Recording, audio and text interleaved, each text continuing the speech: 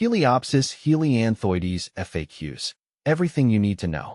When it comes to garden planning and maintenance, Heliopsis helianthoides, commonly known as false sunflower, often comes up as a popular choice.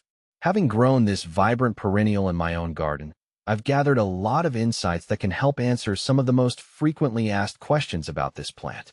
Whether you're considering adding Heliopsis helianthoides to your garden or just curious, here's what you need to know. What is Heliopsis helianthoides? Heliopsis helianthoides, or false sunflower, is a perennial plant native to North America. It's well loved for its bright, sunflower-like blooms that appear from midsummer to fall. The plant typically reaches a height of 2 to 4 feet and produces daisy-like flowers in shades of yellow or orange. The foliage is green and lush, providing a backdrop that enhances its sunny flowers. How to care for Heliopsis helianthoides. Caring for Heliopsis helianthoides is relatively straightforward.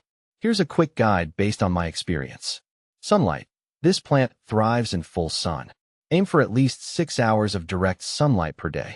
Soil. Heliopsis prefers well-drained soil. While it can tolerate a range of soil types, it does best in rich, loamy soil. Watering. Water regularly, especially during dry spells. However, avoid waterlogging, as this can lead to root rot. Fertilizing. Apply a balanced fertilizer in early spring to promote healthy growth and flowering. Pruning. Deadhead spent blooms to encourage more flowering. Cut back in late fall or early spring to keep the plant tidy. Is Heliopsis helianthoides deer-resistant? Yes, Heliopsis helianthoides is generally considered deer-resistant. In my garden, I've found that deer typically avoid it, making it a great choice if you're dealing with frequent visits from these critters. While no plant is completely deer-proof, the strong, somewhat bitter taste of Heliopsis tends to deter them. How to propagate Heliopsis helianthoides. Propagating Heliopsis helianthoides can be done through division or seeds. Division.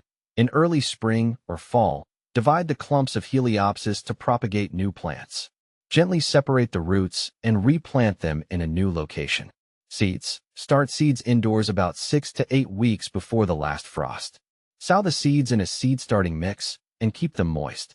Transplant the seedlings outdoors after the danger of frost has passed.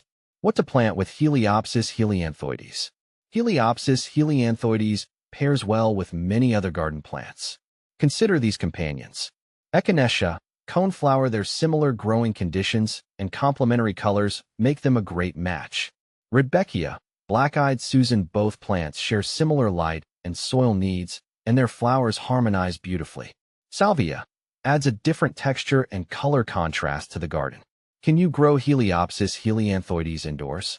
Growing Heliopsis helianthoides indoors is challenging due to its need for ample sunlight and space. It's best suited for outdoor gardens where it can fully enjoy the sun and space it needs to thrive. Is Heliopsis helianthoides toxic?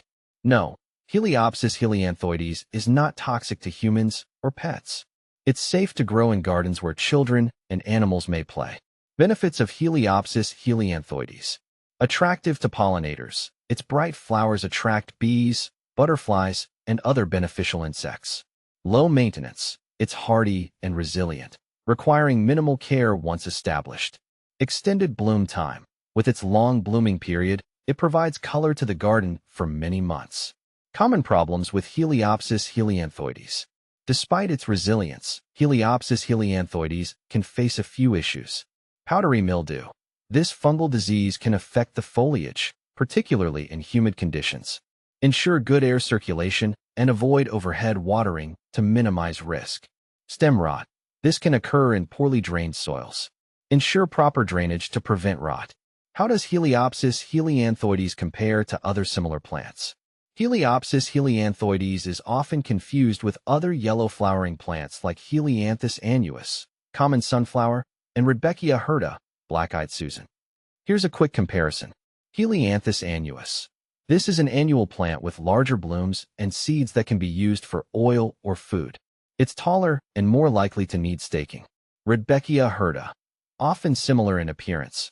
Rudbeckia has a darker center and is more tolerant of partial shade compared to Heliopsis. In summary, Heliopsis helianthoides is a fantastic addition to any garden with its vibrant blooms and easy care. By understanding its needs and benefits, you can enjoy a beautiful and resilient garden display.